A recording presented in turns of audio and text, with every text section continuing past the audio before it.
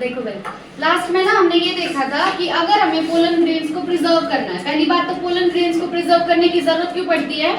क्योंकि इनकी viability variable है ना। जैसे बीट के लिए वायबिलिटी कितनी है पोलन ग्रेन की? 30 मिनट्स है ना। और किसकी देखी थी? रोसेसिए, लेग्यूमिनेसिए और रोसेसिए थी, सोलेनेसिए थी और फैबेसिए थी। लेग्यूमिनेसिए थी, वही है लेग्यूमिनेसिए, उसी का नाम है। तो उनके अंदर पोलन की वायबिलिटी कितनी थी? फ्यू मंथ्स थी। अब अगर हम चाहते हैं कि इनको लंबे टाइम तक स्टोर करके रखें तो हमें प्रिजर्व करके रखना होगा किसमें? लिक्विड नाइट्रोजन में। कितने टेम्परेचर पर? -196 डिग्री सेल्सियस पर। ठीक है। अब आज ना हमें फीमेल रिप्रोडक्टिव ऑर्गन के बारे में पढ़ना। फीमेल रिप्रोडक्टिव ऑर्गन क्या है फ्लावर के अंदर? गायनोशियम। क्या है? गायनोशियम। अब गायनोशियम जो है, गायनोशियम की यूनिट क्या है? पिस्टल या कार्पल? पिस्टल या कार्पल, जिसके 3 पार्ट बताए हैं तुम्हें। सबसे ऊपर वाला पार्ट स्टिग्मा। स्टिग्मा के बाद जो ट्यूब दिखती है पूरा स्टाइलो, जो फूला हुआ पार्ट है वो होती है ओवरी, है ना। वो होगी ओवरी। यहाँ तक तो हम देख चुके थे ना। मोनोकार्पेलरी मतलब कार्पल कितने होंगे? 1। बाइकार्पेलरी मतलब कार्पल कितने? 2। पोली या मल्टी कार्पेलरी में कार्पल का नंबर 2 से ज्यादा होगा। उसके बाद हमने एपोकार्पस और सिनकार्पस कंडीशन देखी थी। एपोकार्पस मतलब कार्पल्स आर फ्यूज्ड, एपोकार्पस मतलब कार्पल्स आर फ्री और सिनकार्पस मतलब कार्पल्स आर फ्यूज्ड, है ना। उसके बाद अच्छा, ओव्यूल का स्ट्रक्चर भी तो बता दिया था ना तुम्हें, है कुछ याद? एक ये भी बताया था कि ओवरी है, ओवरी के अंदर प्रेजेंट है ओव्यूल, ओवरी के अंदर प्रेजेंट है ओव्यूल। ओव्यूल के आउटर लेयर को क्या बोलते हैं?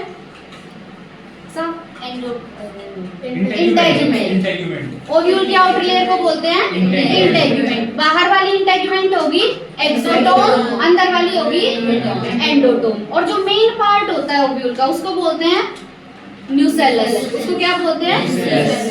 न्यूसेलस बोलते हैं। फिर तुम्हें 2 एंड बताए थे मैंने। ओव्यूल की जो ओपनिंग होती है, ओपनिंग वाला एंड कौन सा एंड होता है? Micropyle and. और उसके ऑपोजिट होगा चलाजल एंड। उसके ऑपोजिट होगा चलाजल एंड। बेसल एंड कौन सा होता है?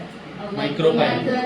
उधर से भी बताया था कि बेसमेंट में चला जा, मतलब बेसल एंड जो होगा वो चलाजल एंड होगा। बेसल एंड जो होगा वो चलाजल एंड होगा। अच्छा, एक तुम्हें ये भी बताया था लोक्यूल का मतलब क्या होता है? कैविटी, है ना। अगर एक लोक्यूल है तो मोनोलोक्यूलर और बहुत सारे हैं तो मल्टीलोक्यूलर। मोनोलोक्यूलर का एग्जांपल क्या बताया था? मैंगो, वीट और पैडी। मोनोलोक्यूलर का मतलब मैंगो, वीट और पैडी। तो इनमें सीड भी कितने बनेंगे? एक। मोनोलोक्यूलर है, एक लोक्यूल है तो मतलब एक ही सीड बनेगा। तो उसके बाद देखा था मल्टीलोक्यूलर। मल्टीलोक्यूलर क्या था? एग्जांपल पपाया और वाटरमेलन। बहुत इंपॉर्टेंट है। अच्छा, ओव्यूल जो है वो जुड़ा हुआ था प्लेसेंटा से। किसकी हेल्प से जुड़ा हुआ था? फ्यूनिकल। उसके बाद जो बॉडी है ओव्यूल की, जो बॉडी है और ये जो स्टॉक है फ्यूनिकल, इसके बीच में जंक्शन को क्या बोलते हैं? हाइलम बोलते हैं। जंक्शन को बोलते हैं हाइलम। अब ओव्यूल की कवरिंग बता दी, क्या है? इंटेगुमेंट। बाहर वाली एक्सोटोम, अंदर वाली एंडोटोम। बाहर वाली एक्सोटोम, अंदर वाली एंडोटोम। ओपनिंग जो होती है ओव्यूल की उसको बोलते हैं माइक्रोपाइल और उस एंड को बोलेंगे माइक्रोपाइलर एंड बोलेंगे। ठीक है। और इसके ऑपोजिट जो एंड होगा वो होगा चलाजल एंड। ठीक है। अब मेन पार्ट जो होता है ओव्यूल की बॉडी का, जो अंदर वाला मेन पार्ट है, उस मेन पार्ट का नाम क्या है? न्यूसेलस। ये मेन पार्ट क्यों है? क्योंकि इसके अंदर स्टोर है फूड मटेरियल। क्या स्टोर है? Food material. अब जो ओव्यूल के ओव्यूल का जो एम्ब्रियो होता है उसको क्या बोलते हैं? Embryo sac. ओव्यूल के एम्ब्रियो को क्या बोलते हैं? एम्ब्रियो सेक बोलते हैं, जिसमें सेल कितने होंगे? 7 और न्यूक्लियाई कितने होंगे? 8। आगे समझेंगे। ठीक है। तो ओव्यूल का जो एम्ब्रियो है उसका नाम क्या है? Embryo sac. क्या है नाम? Embryo sac. उसके अंदर सेल कितने होंगे? 7। न्यूक्लियाई कितने होंगे? 8। अब आते हैं ओव्यूल के टाइप। सबसे पहला ओव्यूल का टाइप है एट्रोपस। क्या है type? Atropous. No curve is present. Atropous ovule के अंदर कोई भी कर्व प्रेजेंट नहीं है, कोई भी कर्व प्रेजेंट नहीं है। Micropyle, chalaza and funicle are in the same line. जो माइक्रोपाइल होगा, जो चलाजा होगा और जो फ्यूनिकल होगी। फ्यूनिकल क्या थी? वो डंडी थी ना। ये तीनों होंगे सेम लाइन में। देखो ये 180 डिग्री का एंगल है, मान लो ये। ठीक है। क्या यहाँ पे कोई भी कर्व प्रेजेंट है? नहीं, सारे एक ही लाइन में प्रेजेंट हैं। तो एट्रोपस ओव्यूल में क्या होगा? माइक्रोपाइल, चलाजा और फ्यूनिकल तीनों एक ही लाइन में होंगे। एट्रोपस ओव्यूल हमें मिलता है बीटल में। किसमें मिलता है? बीटल में। इंपॉर्टेंट है, एट्रोपस ओव्यूल का मतलब क्या है कि चलाजा, माइक्रोपाइल और फ्यूनिकल तीनों एक ही लाइन में होंगे। ठीक है, इनके बीच में एंगल कितना दिख रहा है तुम्हें? स्ट्रेट 180 डिग्री का एंगल दिख रहा है। ठीक है, उसके बाद सेकंड टाइप के ओव्यूल आते हैं हेमीट्रोपस ओव्यूल। हेमी का मतलब क्या होता है? आधा, है ना? जैसे ये था, अब इसको मैंने यू कर दिया तो कितना एंगल बन गया? 90। थोड़ा इसको यू कर लो, कितना बन गया? 90, है ना? 90 का बन गया। तो 90 डिग्री जिसमें एंगल बनेगा वो होगा कौन सा ओव्यूल? हेमीट्रोपस। तो यहाँ पे जो ओव्यूल की बॉडी है और जो फ्यूनिकल है उसके बीच में कितने का एंगल है? 90 डिग्री का एंगल है। ये हमें देखने को मिलता है प्राइम्यूला में। किसमें देखने को मिलता है? प्राइम्यूला में। एट्रोपस में तीनों के बीच में कितना एंगल? 180 डिग्री, तीनों एक ही लाइन में है। हेमीट्रोपस में एंगल कितना होगा? 90 डिग्री, बॉडी ऑफ ओव्यूल और फ्यूनिकल के बीच में। उसके बाद आता है एनाट्रोपस। एनाट्रोपस में क्या है कि ओव्यूल की बॉडी जो है वो 180 डिग्री रोटेट कर गई। ओव्यूल की बॉडी 180 डिग्री यहाँ पे रोटेट कर गई है। ठीक है, एग्जाम्पल हम एनसीईआरटी वाले देखेंगे। तुम्हें बस 3 टाइप के ओव्यूल ध्यान रखने हैं। पहला टाइप कौन सा है? एट्रोपस, जिसमें तीनों सेम लाइन में होंगे। हेमीट्रोपस में ओव्यूल की बॉडी और फ्यूनिकल में 90 डिग्री का एंगल बन गया, और एनाट्रोपस में जो बॉडी है वो कितने से रोटेट करगी? 180 डिग्री से। बॉडी रोटेट करगी 180 डिग्री से। देखो ये कौन सा दिख रहा है तुम्हें? बॉडी 180 डिग्री से रोटेट करगी ना, तो कौन सा ओव्यूल दिख रहा है? एनाट्रोपस। कौन सा है? एनाट्रोपस। अब हमें देखना है मेगास्पोरोजेनेसिस। क्या है टॉपिक? मेगास्पोरोजेनेसिस। जो तुमने माइक्रोस्पोरोजेनेसिस पढ़ा था ना, ये उससे थोड़ा अलग है, तो बिल्कुल ध्यान से समझना। ठीक है, देखो मेगास्पोरोजेनेसिस मतलब यहाँ पे क्या बनाएंगे हम? मेगास्पोर। तो मेगास्पोर बनने की प्रोसेस को ही बोलते हैं मेगास्पोरोजेनेसिस। अब मेगास्पोरोजेनेसिस के लिए क्या होगा कि जो न्यूसेलर सेल्स हैं उनमें से एक न्यूसेलर सेल किसके पास वाला? माइक्रोपाइलर एंड के पास वाला बड़ा हो जाएगा और बड़ा होके बना देगा मेगास्पोर मदर सेल। क्या बना देगा? मेगास्पोर मदर सेल बना देगा। अब मेगास्पोर मदर सेल में होगा मियोसिस, और मियोसिस से बनेंगे मेगास्पोर। अब इनमें से क्या होगा? 3 जो मेगास्पोर हैं वो डीजनरेट हो जाएंगे, और एक बचेगा, वो एक चेंज हो जाएगा एम्ब्रियो सेल में। वो एक किस में चेंज हो जाएगा? Embryo cell. देखो ये है हमारी ओवरी। क्या है ये? ओवरी। ओवरी के अंदर प्रेजेंट है ओव्यूल। ओवरी के अंदर प्रेजेंट है ओव्यूल। अब मान लो मैंने ये वाला एंड में माइक्रोपाइलर एंड कंसीडर कर रही हूँ, तो यहाँ पे ये जो सारा अंदर का पार्ट है इसको क्या बोलते हैं? न्यूसेलस। इस सारे अंदर के पार्ट को क्या बोलते हैं? न्यूसेलस। ये है क्या? ओव्यूल। क्या है ये? ओव्यूल। ये क्या है? ओवरी। ये है ओवरी। अब ये जो न्यूसेलस क्या है? टिश्यू है ना, तो किससे बना होगा? सेल से। अब न्यूसेलस का वो सेल जो कौन से एंड के पास है? माइक्रोपाइल एंड के पास। कौन से एंड के पास? Micropyle end. तो न्यूसेलस का वो सेल जो माइक्रोपाइल एंड के पास है, अब उसका साइज बड़ा हो जाएगा। साइज बड़ा हो गया उस सेल का, और अब वो चेंज हो जाता है एमएमसी में। किसमें चेंज हो जाता है? एमएमसी में। एमएमसी मतलब मेगास्पोर मदर सेल। एमएमसी क्या है? Megaspore mother cell. तो यहाँ पे हमें मेगास्पोर मदर सेल मिल गया। प्लॉइडी क्या होगी इसकी? Ploidy 2n। जब तक मैं ये ना बोलूं कि मियोसिस हुआ तब तक प्लॉइडी रहेगी 2n। तो मेगास्पोर मदर सेल की प्लॉइडी है 2n। मेगास्पोर मदर सेल की प्लॉइडी है 2n। अब इसमें होगा मियोसिस। क्या होगा? मियोसिस। जब भी मियोसिस होता है तो एक सेल से कितने सेल बनते हैं? 4। एक सेल से कितने सेल बनेंगे? 4। तो इस मेगास्पोर मदर सेल से बने 4 मेगास्पोर। क्या बने? 4 मेगास्पोर। क्या बने? 4 मेगास्पोर। पर इनमें से बचता है एक, ये वाला बच जाएगा, और बाकी 3 डीजनरेट। बाकी 3 डीजनरेट। तो बताओ एक मेगास्पोर मदर सेल से कितने फंक्शनल मेगास्पोर बनते हैं? एक। वैसे तो 4 बनते हैं, पर फंक्शनल कितने बनते हैं? 1। ठीक है, लेकिन जो हमने माइक्रोस्पोरोजेनेसिस देखा था उसमें माइक्रोस्पोर मदर सेल से कितने माइक्रोस्पोर बने थे? 4। तो न्यूमेरिकल आता है यहाँ से कि माइक्रोस्पोरोजेनेसिस में तो एक से 4 बनते हैं, और मेगास्पोरोजेनेसिस में एक मेगास्पोर मदर सेल से एक ही बनता है, क्योंकि बाकी के 3 डीजनरेट हो जाते हैं। बहुत इंपॉर्टेंट है। कौन सा सेल, कौन से एंड के पास वाला? माइक्रोपाइल एंड के पास वाला।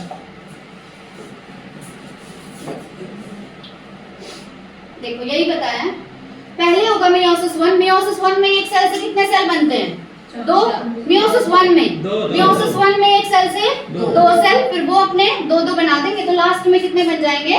4 सेल बन जाएंगे, जिसमें से 3 डीजनरेट हो जाते हैं। जो हमारा मेगास्पोर बना है लास्ट में, उसकी प्लॉइडी कितनी होगी?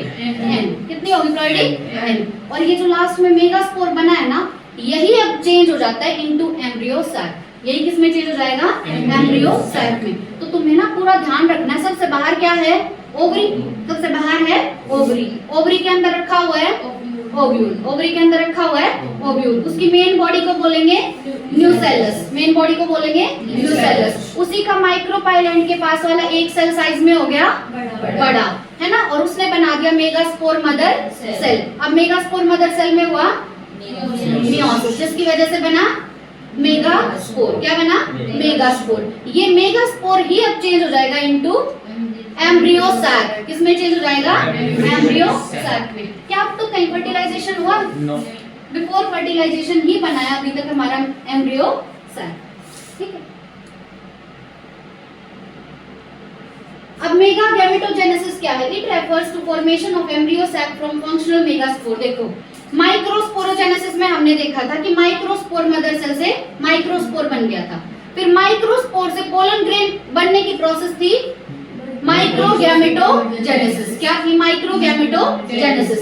इसी तरीके से मेगास्पोर बनने की प्रोसेस तो है मेगास्पोरोजेनेसिस, और मेगास्पोर से एम्ब्रियो सैक बनने की प्रोसेस है मेगागैमेटोजेनेसिस। क्या है? मेगागैमेटोजेनेसिस। ठीक है।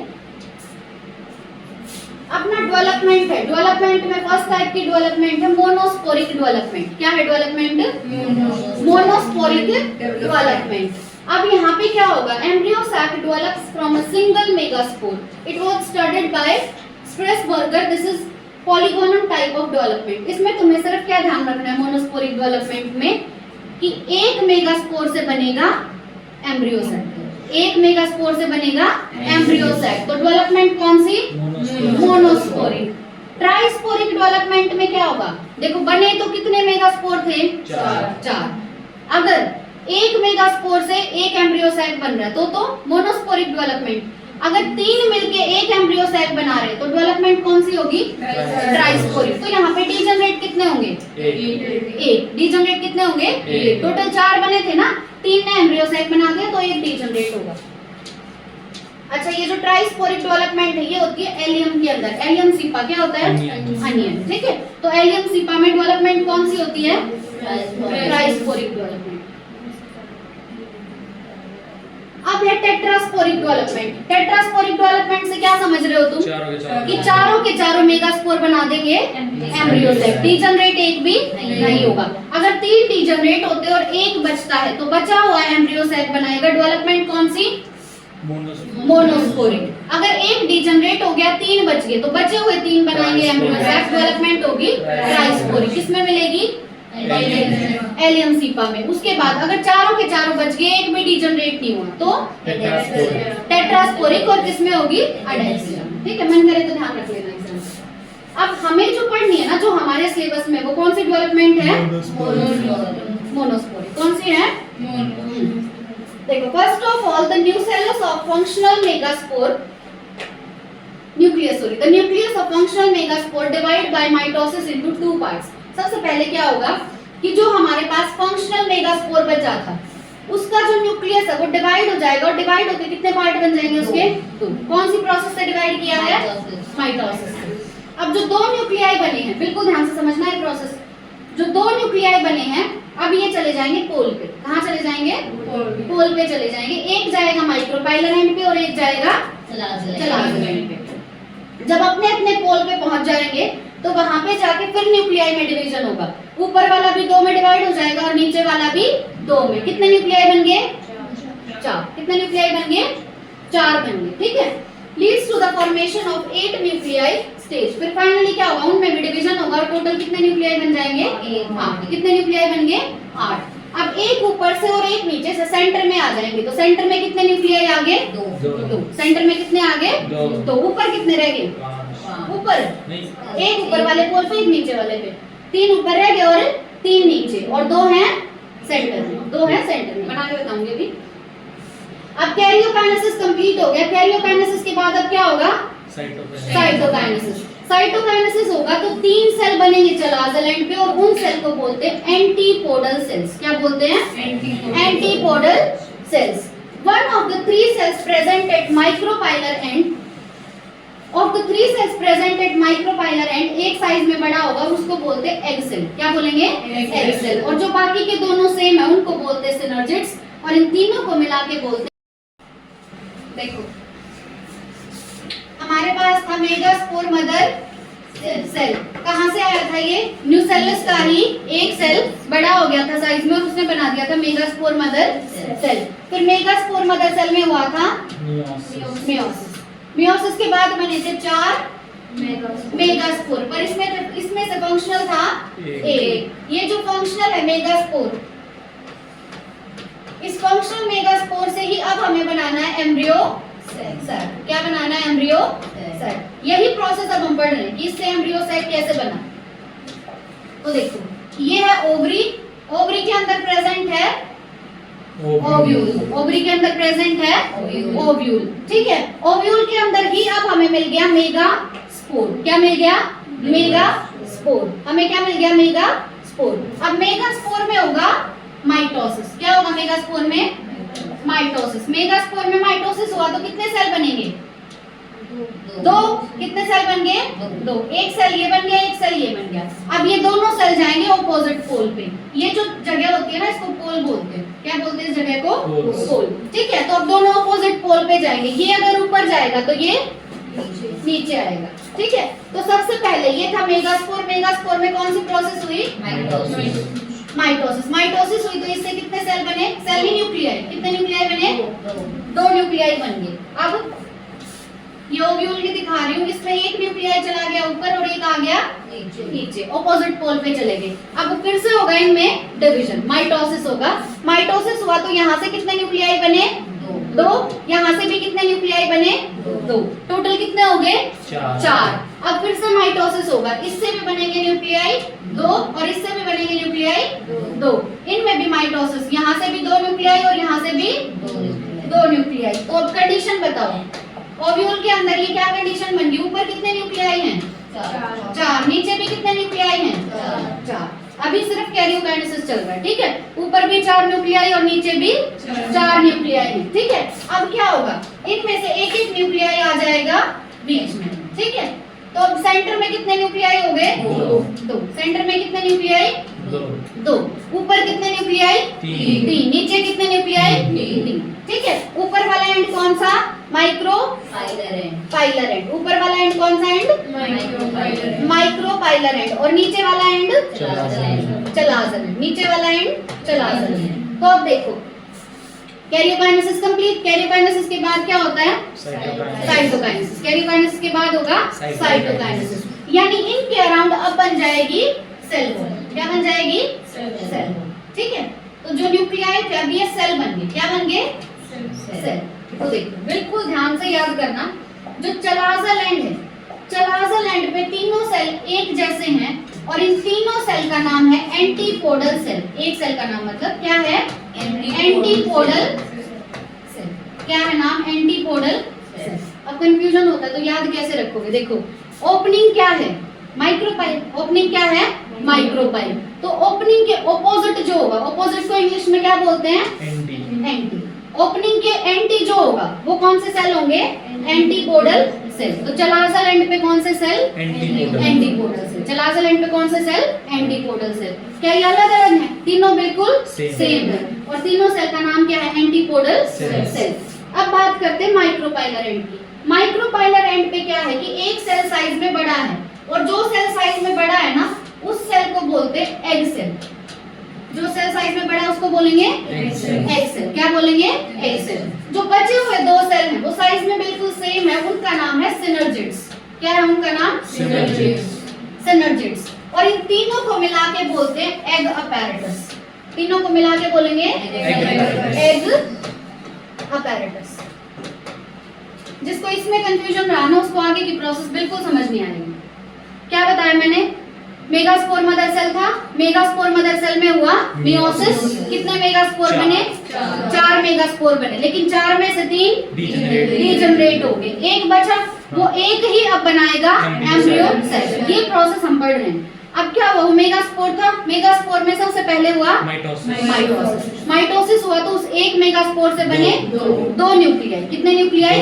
2 न्यूक्लियाई। फिर वो चले गए ऑपोजिट पोल पे, एक चला गया माइक्रोपाइलर एंड पे और एक चला गया चलाजल एंड पे। ठीक है, फिर उसके बाद क्या हुआ? ऊपर जाके भी उन्होंने डिवीजन किया, ऊपर की 4 बन गए और नीचे भी 4। फिर एक एक आ गया सेंटर में, एक एक आगे सेंटर में। तो माइक्रोपाइलर एंड पे कितने न्यूक्लियाई बचे? 3। चलाजल एंड पे कितने न्यूक्लियाई बचे? 3। अब होगा साइटोकाइनेसिस। तो सेल बन गए। जो माइक्रोपाइलर एंड पे सेल बने उसमें एक सेल है बड़ा और 2 हैं छोटे। जो बड़ा वाला सेल है उसका नाम है एग सेल। 2 जो छोटे सेल हैं उनका नाम है सिनर्जिड्स। तीनों को मिला के बोलेंगे एग अपैरेटस। तीनों को मिला के बोलेंगे एग अपैरेटस। और जो बेसल एंड है चलाजल एंड, वहां पे तीनों सेल एक जैसे हैं, इनका नाम होगा एंटीपोडल सेल। इनका नाम होगा एंटीपोडल। यहाँ तक सीखते थे भाई किसी को? सेंटर में कितने न्यूक्लियाई हैं? 2। सेंटर में कितने न्यूक्लियाई हैं? 2। इनके अराउंड भी अब बन जाएगी सेल वॉल और इसको बोलते हैं सेंट्रल सेल। क्या बोलते हैं? Central cell. अब देखो सेंटर में सेल तो एक है पर उसके अंदर न्यूक्लियाई 2। न्यूक्लियाई 2। तो अब तुम मेरे को काउंट करके बताओ। हाँ, ये जो पूरा तुम्हारा एम्ब्रियो सैक बन गया, इस एम्ब्रियो सैक में न्यूक्लियाई तो कितने हैं? 8। न्यूक्लियाई तो कितने हैं? 8। पर सेल है 7। सेल है 7। इसीलिए हम बोलते हैं कि जो एम्ब्रियो सैक है वो है 7 सेल बट 8 न्यूक्लियाई। 8 न्यूक्लियाई क्यों? क्योंकि जो बीच वाला सेल उसके पास कितने न्यूक्लियाई हैं? 2 न्यूक्लियाई है। बीच वाले सेल का नाम क्या है? Central cell. The nuclei of central cell fuses just before fertilization. Fertilization से जस्ट पहले क्या होता है? ये दोनों न्यूक्लियाई आपस में फ्यूज हो जाते हैं। दोनों न्यूक्लियाई आपस में फ्यूज हो जाते हैं। फिर इस स्टेज पे क्या होगा कि एम्ब्रियो सैक के पास 7 सेल होंगे और 8 न्यूक्लियस। 7 सेल और 8 न्यूक्लियस। देखो यही प्रोसेस बताई है। शुरू में था ये ओव्यूल का स्ट्रक्चर दिखाया ना। ओव्यूल में शुरू में अंदर था मेगास्पोर। मेगास्पोर में माइटोसिस हुआ, कितने न्यूक्लियाई? 2। ऑपोजिट पोल पे गए। सेकंड माइटोसिस तो ऊपर भी 2 न्यूक्लियाई, नीचे भी 2 न्यूक्लियाई। फिर थर्ड माइटोसिस तो ऊपर 4 और नीचे 4। तो ये भी पूछ सकते हैं कि एम्ब्रियो सैक की डेवलपमेंट में माइटोसिस कितनी बार हुआ? 3 बार। बहुत इंपॉर्टेंट क्वेश्चन बन सकता है। एम्ब्रियो सैक की डेवलपमेंट में माइटोसिस कितनी बार हुआ? 3 बार। ठीक है, फिर इनमें से एक एक बीच में आ जाएंगे, फिर बन जाएगा सेल वॉल बन जाएगी इनके अराउंड। तो बीच वाला जो सेल उसका नाम होगा सेंट्रल सेल। ठीक है, अब इन्होंने देखो पोजीशन उल्टी दिखा दी। ऊपर कौन सा एंड दिखाया है? चलाजल है ना, जिसपे एंटीपोडल सेल है, और नीचे दिखाया है माइक्रोपाइलर एंड जिसपे है एग अपैरेटस। एग अपैरेटस में 2 चीजें आएंगी, एक तो एग सेल और 2 सिनर्जिड्स। नहीं, यही तो पढ़ा था हमने उस डायग्राम में, मेन डायग्राम जो था। नहीं, एंटीपोडल सेल्स जो है वो चलाजल एंड पे होते हैं। चलाजल एंड होता है बेसल एंड। चलाजल एंड होता है बेसल एंड। अच्छा, ये रह गया। Outer region of synergids bear a finger-like apparatus called filiform apparatus which guides the entry of pollen tube. अब pollen tube यहीं पे आएगी ना। pollen tube कहाँ से निकली थी? इंटाइन से। इंटाइन किसकी लेयर थी? स्ट्रक्चर का। मेल की थी, फीमेल की थी? मेल की है ना। मेल में पोलन ग्रेन था। पोलन ग्रेन की जो अंदर वाली लेयर थी इंटाइन, वहीं से निकली थी पोलन ट्यूब। अब मेल वाले पार्ट को यही आना है ना फीमेल के पास। तो वो जो पोलन ट्यूब है, पोलन ट्यूब की एंट्री को अंदर की तरफ गाइड कौन करेगा? Filiform apparatus. कौन गाइड करेगा? Filiform apparatus. जो सिनर्जिड बने हैं ना, सिनर्जिड के आसपास फिंगर लाइक प्रोजेक्शन है। वो फिंगर लाइक प्रोजेक्शन कुछ केमिकल रिलीज करते हैं। उन केमिकल्स की तरफ अट्रैक्ट होगी पोलन ट्यूब। ठीक है, कौन अट्रैक्ट होगी? Pollen tube. तो सबसे पहले क्या होगा? जो पोलन ग्रेन है वो आया स्टिग्मा के ऊपर। किसके ऊपर? स्टिग्मा के ऊपर। फिर उसमें से पोलन ट्यूब निकली। पोलन ट्यूब चलेगी, बीच वाला पार्ट क्या होता है? डंडी होती है, स्टाइल। स्टाइल के थ्रू पोलन ट्यूब चलेगी। अब उसको क्या पता कि उसको कहाँ जाना है? उसकी एंट्री को गाइड कौन करेगा? Filiform apparatus. और फिलीफॉर्म अपैरेटस किसके ऊपर प्रेजेंट है? सिनर्जिड्स के ऊपर। किसके ऊपर है? सिनर्जिड्स के ऊपर। पहले इतना ही कर लेते हैं एनसीईआरटी से देखते हैं।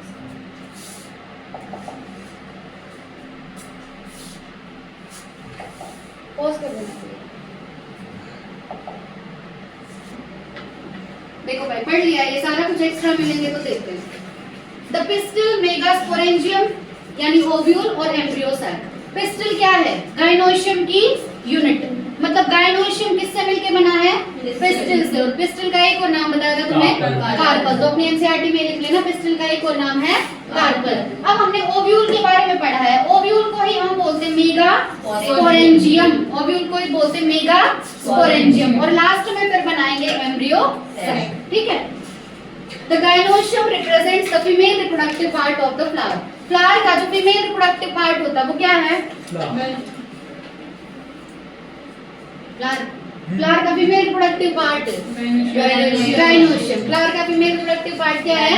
गायनोशियम। अब गायनोशियम के अंदर अगर एक पिस्टल है या एक कार्पल है तो उसको बोलेंगे मोनोकार्पलरी। या उसके अंदर एक से ज्यादा पिस्टल या कार्पल हो सकता है, उसको बोलेंगे मल्टीकार्पलरी। ठीक है। तो गायनोशियम हमारा दो टाइप का हो सकता है, या तो मोनोकार्पलरी या मल्टीकार्पलरी। मोनोकार्पलरी मतलब कितने कार्पल? एक। और मल्टीकार्पलरी मतलब कार्पल एक से ज्यादा। ठीक है। या तो कार्पल लिखेगा या पिस्टल भी लिख सकता है।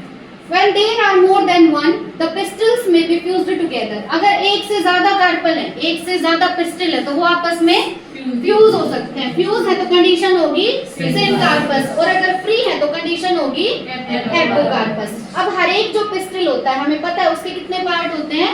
3 पार्ट होंगे। पहला पार्ट है स्टिग्मा, दूसरा पार्ट है स्टाइल और तीसरा फूला हुआ पार्ट है ovary. The stigma serves as a landing platform for pollen grains. जो pollen grain आएंगे, जो मेल का पार्ट, वो आगे किसके ऊपर लैंड होते हैं?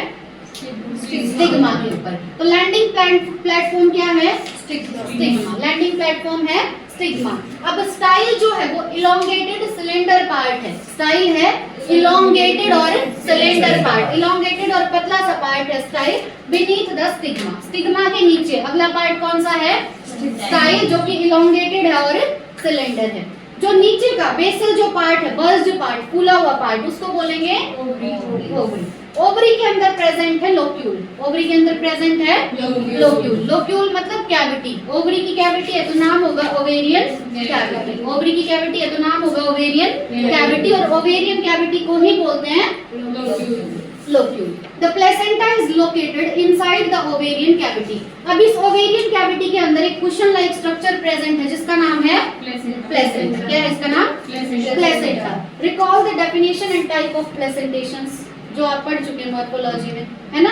टाइप ऑफ प्लेसेंटेशन पढ़े थे ना? एक्साइल था, मार्जिनल था, प्रीसेंट्रल, बेसल, पैराइटल, बस इतने ही थे। ये थे प्लेसेंटेशन के टाइप्स कि किस किस तरीके से प्लेसेंटा प्रेजेंट है। प्लेसेंटा किसके अंदर प्रेजेंट है? ओवरी के अंदर। ओवरी है, ओवरी के अंदर है ओव्यूल है, और ओव्यूल के अंदर है प्लेसेंटा। क्या है? प्लेसेंटा से तो अटैच है ओव्यूल, है ना? ओवरी के अंदर प्लेसेंटा है और प्लेसेंटा से अटैच है ओव्यूल। प्लेसेंटा से अटैच है ओव्यूल। ठीक है। ओवरी के अंदर प्रेजेंट है। ओवरी की कैविटी में, ओवरी की कैविटी को बोलते हैं लोक्यूल या ovarian cavity. Arising from the placenta is the megasporangia commonly called ovules. अब यहीं से इस प्लेसेंटा के साथ ही कौन रखा हुआ है? ओव्यूल। कौन रखा हुआ है? ओव्यूल। ओव्यूल का एक और नाम क्या है? मेगास्पोरेंजिया। क्या है एक और नाम? Megasporangia. The number of ovules in an ovary. एक ओवरी के अंदर ओव्यूल का नंबर 1 भी हो सकता है या 1 से ज्यादा भी। अगर ओव्यूल का नंबर 1 है, हम मॉर्फोलॉजी में पढ़ चुके हैं, ओव्यूल ही आगे जाके बनाता है सीड। ओव्यूल ही आगे जाके बनाता है सीड। अगर ओव्यूल का नंबर 1 है तो सीड का नंबर भी 1। ओव्यूल का नंबर ज्यादा है तो सीड का नंबर भी ज्यादा। तो जो लोक्यूल है, जो ओवरी की कैविटी है, उसमें ओव्यूल का नंबर 1 भी हो सकता है या ज्यादा। बहुत इंपॉर्टेंट एग्जांपल। अगर एक ओव्यूल प्रेजेंट है तो एग्जांपल क्या है? वीट, पैडी और मैंगो। अगर एक से ज्यादा है तो पपाया, वाटरमेलन और ऑर्किड्स। पपाया, वाटरमेलन और ऑर्किड्स। ठीक है। तो जो लोक्यूल है ओवरी का, अगर उसके अंदर एक ओव्यूल है तो सीड भी एक ही बनेगा। एग्जांपल क्या है? वीट, पैडी और मैंगो, व्हीट, पैडी और मैंगो। अगर ओव्यूल एक से ज्यादा है तो एग्जांपल है पपाया, वाटरमेलन और ऑर्किड, पपाया, वाटरमेलन और ऑर्किड। अब है मेगास्पोरेंजियम। मेगास्पोरेंजियम किसका दूसरा नाम है? ओव्यूल का। ओव्यूल का। किसका दूसरा नाम है? ओव्यूल का। ये देख लो एक बार, अगर यहाँ से क्वेश्चन आया तो 99% जनता गलत करेगी, तो ध्यान से देखना। जो ए पार्ट दिखा है वो है डाइसेक्टेड फ्लावर ऑफ हिबिस्कस। हमने डाइसेक्शन कर रखा है फ्लावर का, और वो फ्लावर कौन सा है? हिबिस्कस का है, ठीक है। और इसमें हमें दिखाया गया है पिस्टल। क्या दिखाया गया है?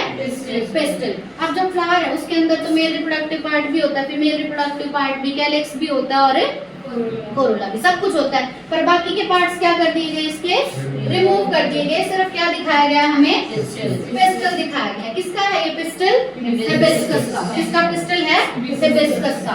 अब ये जो सबसे ऊपर वाला पार्ट है ये है स्टिग्मा। ये जो डंडी दिख रही है ये क्या है? स्टाइल। और नीचे जो स्वॉलन पार्ट है वो है ओवरी। और किस पे रखी हुई है? थैलेमस। किस पे रखी हुई है? थैलेमस पे। ये तो तुम पहचान लोगे। नाम क्या ध्यान रखना है? किसका है ये? हिबिस्कस। किसका है?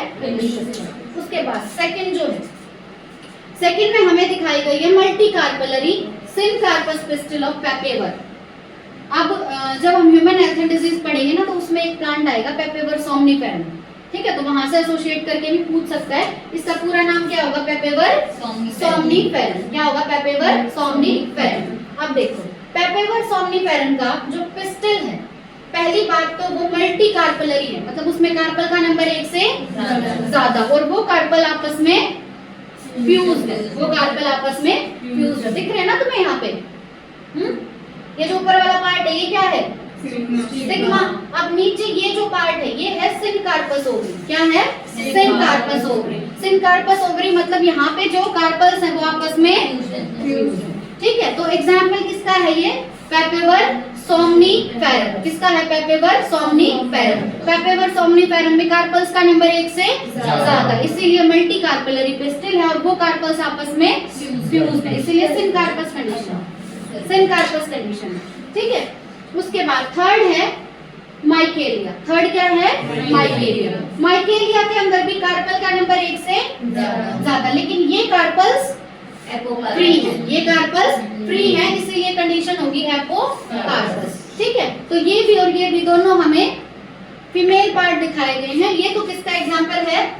पेपेवर सोमनिफेरम। ये है माइकेलिया। ये है माइकेलिया जिसके अंदर कार्पल्स फ्री है। कार्पल्स फ्री है तो कंडीशन होगी एपोकार्पस। पर है दोनों मल्टी कार्पेलरी, ठीक है। पेपेवर सोमनिफेरम भी और माइकेलिया भी दोनों मल्टी कार्पेलरी हैं, पर पेपेवर सोमनिफेरम है सिनकार्पस और माइकेलिया है एपोकार्पस।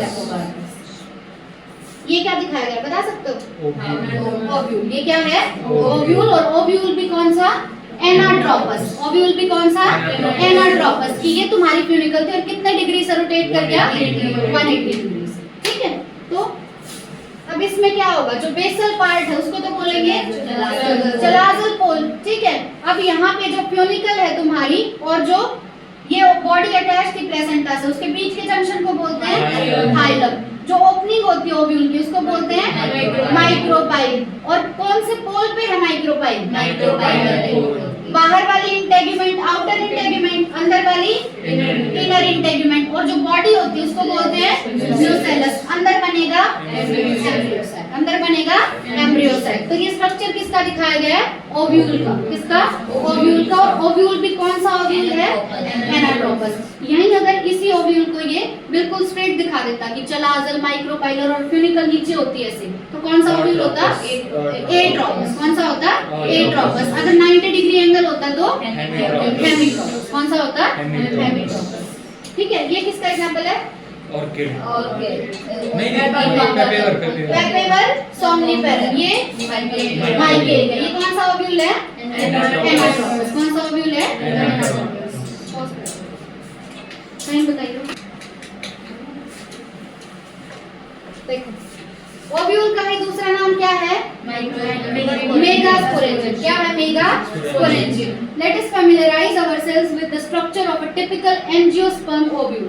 ठीक है, यहाँ पे हम क्या पढ़ेंगे, एंजियोस्पर्म के ओव्यूल के बारे में पढ़ेंगे। और ओव्यूल का ही दूसरा नाम क्या है, mega.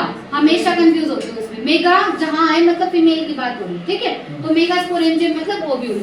Ovule is a small structure which is attached to placenta by means of a stalk, और स्टॉक का नाम क्या है, फ्यूनिकल। तो ओव्यूल और कुछ नहीं है बल्कि एक छोटा सा स्ट्रक्चर है जिसका दूसरा नाम है मेगास्पोरेंजियम।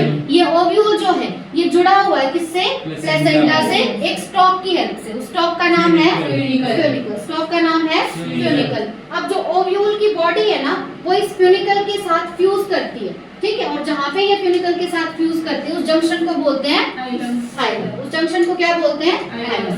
देखो यहाँ पे प्रेजेंट है प्लेसेंटा, यहाँ पे क्या है, प्लेसेंटा। तो उस प्लेसेंटा के साथ ये ओव्यूल किसकी हेल्प से जुड़ा है, फ्यूनिकल की हेल्प से। किसकी हेल्प से जुड़ा है, फ्यूनिकल की हेल्प से। और ये जो फ्यूनिकल है और ये पूरा ओव्यूल, इनके बीच के जंक्शन को क्या बोलेंगे, हाइलम। क्या बोलेंगे, हाइलम। कि ये तुम्हारा ओव्यूल है, ठीक है, यहाँ पे प्लेसेंटा है, तो बीच का ये पार्ट क्या है, फ्यूनिकल। ये ओव्यूल है, ओव्यूल जुड़ा है प्लेसेंटा से, ये प्लेसेंटा है, तो ये बीच की डंडी क्या है, फ्यूनिकल, ठीक है। और ये फ्यूनिकल और ओव्यूल के बीच में ये जो जंक्शन है, इस जंक्शन का नाम है हाइलम। जंक्शन का नाम है hilum. Thus hilum represent the junction between ovule and funicle. Ovule और फ्यूनिकल के बीच के जंक्शन को क्या बोलेंगे, क्या बोलेंगे, हाइलम बोलेंगे। हर एक जो ओव्यूल है उसके अंदर एक या दो प्रोटेक्टिव एनवेलप होते हैं जिनको बोलते हैं इंटेग्युमेंट्स, ठीक है। तो ये बात इंपॉर्टेंट है, ओव्यूल के अराउंड जो प्रोटेक्टिव कवरिंग है वो एक भी हो सकती है या दो भी हो सकती है, ठीक है। ओव्यूल के अराउंड जो प्रोटेक्टिव लेयर है उनका नंबर एक भी हो सकता है या दो भी हो सकता है। और ये प्रोटेक्टिव लेयर का नाम क्या है, इंटेग्युमेंट। अब इंटेग्युमेंट ने न्यूसेलस को एनसर्कल करके रखा है except at the tip where a small opening called micropyle is organised. इस इंटेग्युमेंट ने पूरे ओव्यूल को घेर के रखा है, बस एक जगह कवर नहीं करा। वो जो एक जगह बच गई, जो ओपनिंग बच गई, उसी ओपनिंग को बोलते हैं माइक्रोपाइल। उसी ओपनिंग को बोलते हैं माइक्रोपाइल, ठीक है। ऑपोजिट द माइक्रोपाइलर एंड क्या प्रेजेंट है, चलाजा। और जहाँ चलाजा प्रेजेंट है उस एंड को बोलेंगे चलाजल पार्ट या बेसल पार्ट, ठीक है। चलाजल पार्ट कौन सा पार्ट होगा, बेसल पार्ट होगा। Enclosed within the integuments is a mass of cells. अब इंटेग्युमेंट्स के अंदर जितना भी मास भरा हुआ है सेल्स का उसको बोलते हैं न्यूसेलस। क्या बोलते हैं, न्यूसेलस। जो न्यूसेलस के सेल्स होते हैं उनके पास है अबंडेंट फूड रिजर्व मटेरियल, उनके पास बहुत सारा फूड रिजर्व मटेरियल भरा हुआ है। Located in the nucellus is the embryo sac और फीमेल गैमेटोफाइट। अब न्यूसेलस के अंदर ही क्या बनेगा, एम्ब्रियो सैक। क्या बनेगा, एम्ब्रियो सैक, ठीक है। और एम्ब्रियो सैक का एक और नाम है फीमेल गैमेटोफाइट। देखो बहुत कंफ्यूजन होता है यहाँ पे लोगों को। ओव्यूल का दूसरा नाम क्या है, मेगास्पोरेंजियम। एम्ब्रियो सैक का एक और नाम क्या है, फीमेल गैमेटोफाइट। एम्ब्रियो सैक का एक और नाम क्या है, female gametophyte. An ovule generally has a single embryo sac formed from a megaspore. Generally ovule के अंदर कितने एम्ब्रियो सैक होंगे, कितने होंगे, एक, जो कि बने हैं एक मेगास्पोर से। कौन सी डेवलपमेंट हो जाएगी, मोनोस्पोरिक। कौन सी डेवलपमेंट होगी, मोनोस्पोरिक। अगर एक मेगास्पोर से ही एम्ब्रियो सैक बनता है तो डेवलपमेंट कौन सी, मोनोस्पोरिक। अब हमें मेगास्पोरोजेनेसिस देखना है, मतलब मेगास्पोर का formation. The process of formation of megaspores from the megaspore mother cell is called megasporogenesis. megaspore mother cell से megaspore का बनना ही कहलाता है megasporogenesis, ठीक है। Ovules generally differentiate a single megaspore mother cell in the micropylar region of the nucellus. क्या कह रहा है, ओव्यूल जनरली डिफरेंशिएट, मतलब जो न्यूसेलस थे, न्यूसेलस का ही एक सेल साइज में बड़ा हो गया था, एक सेल साइज में बड़ा हो गया था और उसने बना दिया था मेगास्पोर मदर सेल। अब बताओ, पहले तो ये न्यूसेलस का सेल था, अब इसने मेगास्पोर मदर सेल बना दिया, तो कौन सी प्रोसेस हुई होगी बीच में, डिफरेंशिएशन। कौन सी प्रोसेस हुई होगी, डिफरेंशिएशन। जब भी किसी सेल से कोई नया स्ट्रक्चर बनता है, फाइनल स्ट्रक्चर, तो प्रोसेस कौन सी होती है बीच में, डिफरेंशिएशन, ठीक है। तो न्यूसेलस के जो सेल थे कौन से एंड के पास वाले, माइक्रोपाइलर। न्यूसेलस के वो सेल जो माइक्रोपाइलर एंड के पास थे वो साइज में बड़े हो गए थे और बड़े होकर उन्होंने बना दिया था मेगास्पोर मदर सेल। कौन सी प्रोसेस से, differentiation. It is a large cell, जो मेगास्पोर मदर सेल उसका साइज बहुत बड़ा है, containing dense cytoplasm and a prominent nucleus. ये बात इंपॉर्टेंट है कि जो मेगास्पोर मदर सेल है उसका साइज बड़ा, साइटोप्लाज्म डेंस, साइटोप्लाज्म डेंस और न्यूक्लियस प्रोमिनेंट, मतलब बिल्कुल क्लियरली विजिबल है। ठीक है, तो जो मेगास्पोर मदर सेल है एमएमसी उसका size large, nucleus dense, nucleus prominent, nucleus prominent और cytoplasm dense. The MMC undergoes meiosis. अब इसमें एमएमसी में क्या होगा? मियोसिस होगा। ठीक है, अब मियोसिस, अरे मियोटिक डिवीजन को मियोसिस बोलते हैं। ठीक है, एमएमसी में अब होगा मियोसिस होगा। ठीक है, और मियोसिस होके अब फाइनली क्या बन जाएंगे? 4 मेगास्पोर। क्या बन जाएंगे? 4 मेगास्पोर। मियोसिस क्यों हुआ है? क्योंकि मेगास्पोर मदर सेल की प्लॉइडी थी 2n और हमें मेगास्पोर की प्लॉइडी चाहिए n। ठीक है, तो कौन सी प्रोसेस करानी पड़ेगी? मियोसिस। अब फीमेल गैमेटोफाइट, फीमेल गैमेटोफाइट किसका दूसरा नाम बताया था? Embryo cell. किसका दूसरा नाम? एम्ब्रियो सेल का, ये मत भूलना।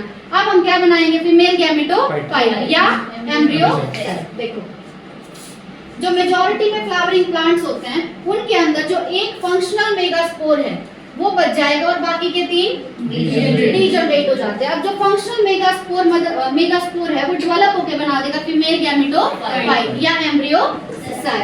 ठीक है, this method of embryo sac formation from a single megaspore is termed as monosporic development. कि 4 मेगास्पोर बने थे पर 4 में से 3 डीजनरेट हो गए, एक बचा है, ये एक ही अब बनाएगा एम्ब्रियो सैक। ठीक है, या फीमेल गैमेटोफाइट। और इस डेवलपमेंट को, इस टाइप ऑफ डेवलपमेंट को बोलेंगे मोनोस्पोरिक डेवलपमेंट। बताओ, न्यूसेलस के सेल्स की प्लॉइडी बताना।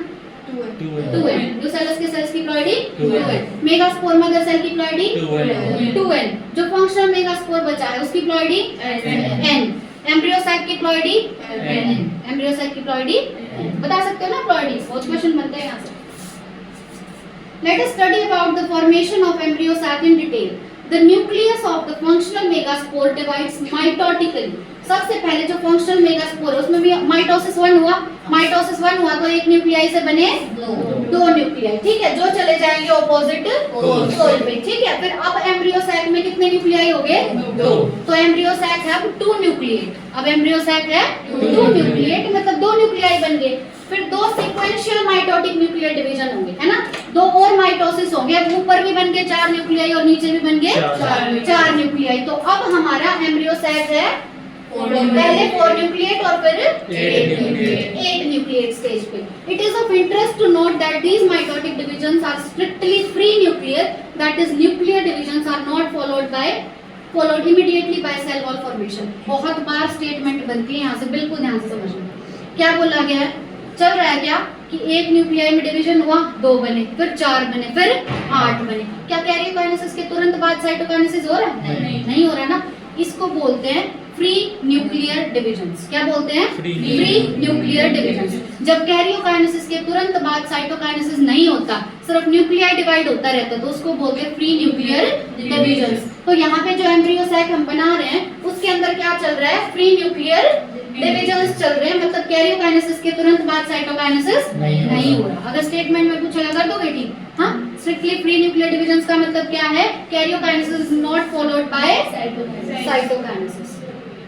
ठीक है, अब जब 8 न्यूक्लियाई बन गए तो cell walls are laid down leading to organisation of typical female gametophyte या एम्ब्रियो सैक। जब सारे 8 के 8 न्यूक्लियाई बन गए तो अब बनेगी सेल वॉल और अब हमारा एम्ब्रियो सैक या फीमेल गैमेटोफाइट बन के रेडी हो जाएगा। ठीक है, observe the distribution of cells inside the embryo sac. अब जो 6 हैं, 6 के अराउंड क्या बन गई? Cell wall. 6 के अराउंड बन गई cell wall and are organised into cell. और जो बचे हुए 2 न्यूक्लियाई हैं उनको बोलते हैं polar nuclei situated below egg apparatus in the large central cell. देखो, अब यहाँ पे देखो इन्होंने क्या लिखा है कि जो पोलर न्यूक्लियाई है, पोलर न्यूक्लियाई कहाँ पे सिचुएटेड है? Below egg apparatus। Below egg apparatus है तो तुम्हें क्या लगता है हमें एग apparatus ऊपर बनाना चाहिए या नीचे? ऊपर बनाना चाहिए। कहाँ बनाना चाहिए? ऊपर। तो ये डायग्राम उल्टा बनेगा, है ना? क्योंकि चलाज़ल एंड होता है नीचे बेसल से, है ना? अब देखो इन्होंने क्या बोला है कि जो बीच वाले दो न्यूक्लियाई हैं उन न्यूक्लियाई को बोलते हैं पोलर न्यूक्लियाई। बीच वाले दो न्यूक्लियाई को बोलते हैं पोलर न्यूक्लियाई। और पोलर न्यूक्लियाई की लोकेशन बहुत इंपॉर्टेंट है। These are present below egg apparatus। कहाँ प्रेजेंट है? Below egg apparatus। अब इनके अराउंड भी सेल वॉल बन गई, इनके अराउंड भी सेल वॉल बन गई, पर इनके अराउंड कोई सेल वॉल ये इस पूरा ये जो बड़ा तुम्हें ग्रीन पार्ट दिख रहा है ना, इसको बोलते हैं सेंट्रल सेल। ठीक है, ये जो बीच वाला पूरा ग्रीन पार्ट है इसको बोलेंगे सेंट्रल सेल। इस सेंट्रल सेल में पड़े हुए दो पोलर, क्या पड़े हुए दो पोलर। इनके अराउंड तो सेल वॉल बन गई, पर बीच वालों के अराउंड नहीं बनी। लोकेशन क्या होगी पोलर न्यूक्लियाई की? Below egg apparatus। क्या होगी location? Below egg apparatus। There is a characteristic distribution of the cells within the embryo sac. Three cells are grouped together at the micropylar end. अब जो तीनों sales micropylar end पे जो तीनों को मिला के क्या बोलते हैं? Egg apparatus। तीनों को मिला के बोलते हैं एग apparatus, जिसमें बड़ा वाला सेल होगा एग सेल और दो अलग जो होंगे सिनर्जिड्स। ठीक है, तो क्या बोला गया है कि the egg apparatus in turn consists of two synergids और एक होगा एग सेल। अब synergids के पास स्पेशल सेलुलर थिकनिंग्स होती है at the micropylar tip called filiform apparatus which play an important role in guiding the pollen tubes into the synergid। जो pollen tube है वो सिनर्जिड की तरफ खींची चली आए, इसके लिए सिनर्जिड के ऊपर प्रेजेंट है फिलिफॉर्म apparatus। क्या प्रेजेंट है? Filiform apparatus। और फिलिफॉर्म apparatus है क्या? Cellular thickenings at the micropylar tip. Micropylar end की तरफ प्रेजेंट है ना, तो माइक्रोपाइलर एंड की तरफ जो सेलुलर थिकनिंग्स है उनको बोलते हैं filiform apparatus। Finger like projections है। ठीक है, काम क्या है फिलिफॉर्म apparatus का? गाइड करेंगे एंट्री ऑफ पोलन ट्यूब को towards synergids. Three cells at the chalazal end. जो चलाजल एंड पे तीनों एक जैसे सेल थे उनका नाम था एंटीपोडल सेल। क्या नाम था? Antipodal cell. ठीक है, the large central cell as mentioned earlier has two polar nuclei. जो बीच वाला सबसे बड़ा सेल उसमें कितने न्यूक्लियाई हैं? दो। तो इसी वजह से जो हमारा एम्ब्रियो सैक बना है उसमें सेल कितने हैं? 7। सेल कितने हैं? 7। पर न्यूक्लियाई कितने हैं? 8। सेल 7 पर न्यूक्लियाई 8। कल लिखेंगे उसे। ठीक है।